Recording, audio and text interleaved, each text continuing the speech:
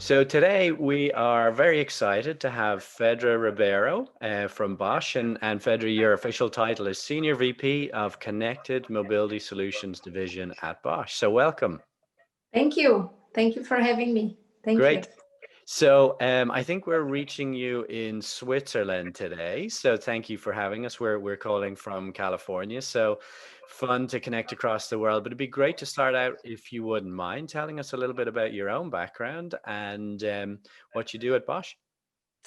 Very good. So my name is Fedra, as you said, and I am originally Portuguese. I was imported Okay. to Germany in 2003. Worked most of my life, my career in mobility, especially in the software and services space. And today I'm responsible for the go-to-market and partnerships arm of our division. So in the leadership group of the division. And yeah, thank you again for having me and giving us the opportunity. Great. And so we're all familiar with Bosch as a brand, a very famous and big brand. But tell us a little bit more about what you guys do in the Connected Mobility Solutions division. Hmm. So we were recently founded, 3 years old, so a young division of Bosch, and our focus is enabling vehicle connectivity, either with the cloud or between vehicles, vehicle and infrastructure. And to that end, we have developed a stack that we call our Bosch Mobility Cloud. And there we deploy services such as automated valet parking or battery electric services. So we have this infrastructure that connects vehicles and enables connectivity. And we also have the services layer on top of it. So that's our focus area. Great. So you, as you said, sort of 3 years old, like the mobility division at Trove, we're similar, we're of a similar age. Obviously, we're coming from a very different place in terms of insurance, but the overlap, I suppose, for us is data and connectivity. Um, so Bosch made this decision to start the new division. Talk to us a little bit about the challenges or maybe the opportunities, if you like, that Bosch sees in this space. So like any startup, we have our challenges.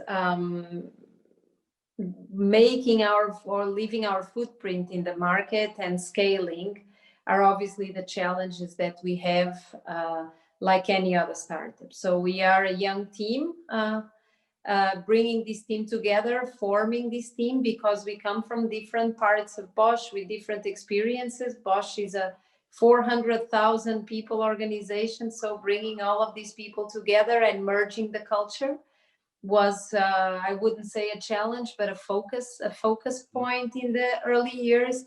And now that we are established and the team is mature, the focus is scaling our solutions. So ensuring market adoption of our solutions is the next focus area. You can also call it challenge, but that's what we are working on now. Great. And you, when in our preparation for these sessions, you were talking a bit about a concept that maybe isn't familiar for a lot of people, which is a software-defined vehicle, which makes a lot of sense to me, right? We're moving away, if you like, over the last 100+ years when we talk about cars, from just the mechanical challenges of getting wheels to be moved and et cetera, et cetera. And now we're moving into, as you said, a software-defined vehicle type of world. And to me, that's interesting, but you quoted a metric to me that was astounding in terms of the complexity. Maybe you'd share with that with us a little bit and talk a bit about it. Yeah, so that people understand the complexity of a vehicle in its interaction with the environment around it. We are talking about 100 million lines of code, 3 to 5 times that in highly automated vehicles. So that's a huge complexity, much higher than the Hubble telescope, International Space Station. So the need for vehicles to interact with the environment around them and also bringing all of these different components together make it a very challenging currently a very challenging area that needs clear improvement. In the past, what would happen is you would have a piece of hardware, and then you would design software around it. You would launch the car, and you wouldn't know much more of what would happen. Car or a motorbike or a truck, a vehicle in general. You would know the status of that software if there was a light in your panel, and you would have to drive to your workshop, leave the car there. There were smart technicians with a diagnostic tool, and this is already a development of the last 20 years, that would diagnose and tell you, well, this is wrong with your car, or your maps aren't updated, so we will do it here now. So this link between the vehicle, its software, and the environment was happening in irregular points during the life cycle. What is happening now is that the complexity of software is so high, and then there is so much need for streamlining. We are seeing significant delays in vehicle launches. 12 months is a normal delay in a vehicle launch due to software issues. So we are seeing a decoupling between the piece of hardware that is a vehicle and the software that goes in it. And this decoupling will allow a simplification and the design of a vehicle around the software, which is the more complex and newer discipline, let's call it, in the automotive industry. So that's what we call software-defined vehicle, which essentially means that instead of developing a piece of hardware and thinking about the software afterwards, you think about what you want to achieve with this piece of connected equipment and build a nice body, a nice engine around it.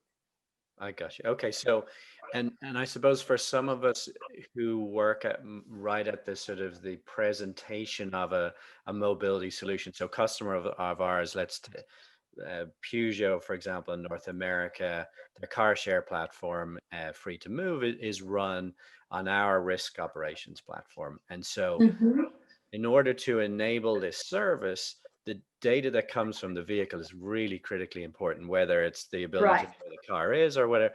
So I suppose Bosch magics away that complexity in a sense for us, right? It takes care of all that huge challenge, as you just said, of taking this mechanical thing but putting a software layer around it. So, and I'm obviously simplifying all of that, but there must be enormous challenges across the industry that Bosch is trying to solve in terms of actually doing that. So you've got OEMs presumably approaching it in a different manner. So maybe talk to us a little bit about how you go about solving for this bright future, if you like. So the automotive industry has lived and has developed on the assumption that proprietary systems and processes and essentially extreme protection of IP and extreme customization of vehicle development is where the secret sauce is.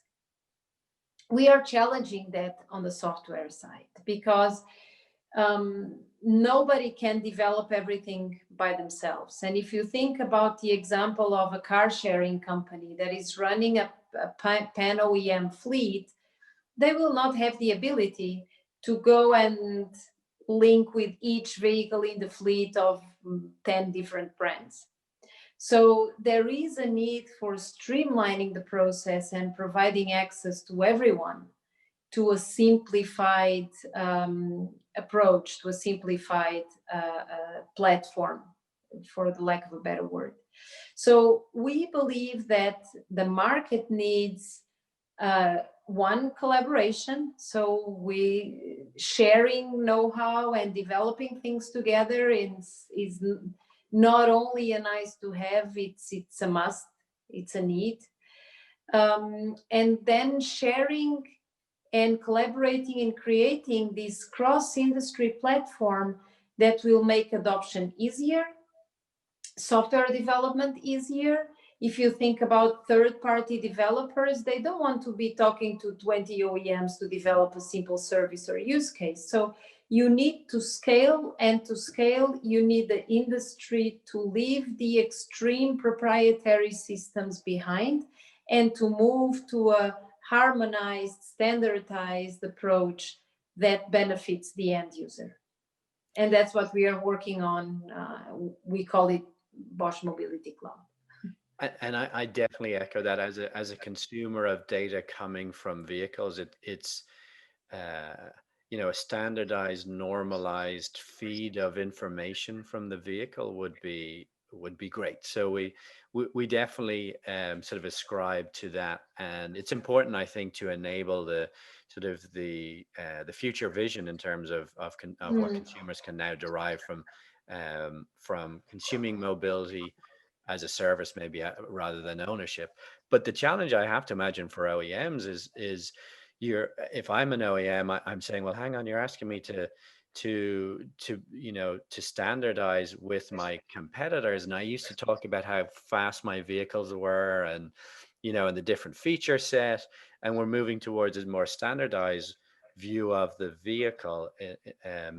So in the future, how am I gonna differentiate myself from my competitors? And I know you have some interesting views on that. Yeah, so the pipes are not necessarily, and what I call the pipes is the backend, are Yeah. not necessarily the source of differentiation. So you can have a platform that has scale, and you can differentiate a brand through the services they provide. You can also differentiate based on the business models you offer your customers. So you can focus on really providing value to the end user instead of spending resources in redeveloping something that ultimately the end user won't even see. hmm And so we like to wrap up these sessions with sort of gazing into the future a little bit. And so, um, would you, and I know you again have some opinions because we talked a little bit about this earlier, but talk to us about how you imagine they might differentiate themselves in terms of the services. Like, how do you imagine consumers might value these vehicles and platforms in the future, and what are the services or the things that might be more compelling in a future view of the world? Right. So with electrification, connectivity, automation, personalization is a very big trend. We all want things like we want it, and we all want it tailor made for ourselves. So you can imagine, for instance, you can customize the interior of your vehicle for a weekend and turn it into the Batmobile. Hmm Crazy idea, maybe, but there is a market for it. You can also have some additional horsepower over the weekend if you're really into it, but you don't want to have it. So there is a number of things that within the boundaries, obviously, of regulation, of legislation, that consumers want, that such platform could provide. You can do your map updates in a convenient way in line with the browser you use at home. So personalization is very much depending on what each individual values. I'm pretty sure my husband would turn his car into a rock concert hall. I would maybe turn it into a spa and a massage place Yeah, with all that goes with it, music, sound, lighting. So there is a number of things that normal people would pay for that could be a differentiation depending on the services that the vehicle manufacturer would develop and offer. great. Well, thank you very much, Fedra, for your time. I appreciate the view into the future from Bosch's perspective. So thank you very much for taking the time to Thank chat to you. us. Thank you.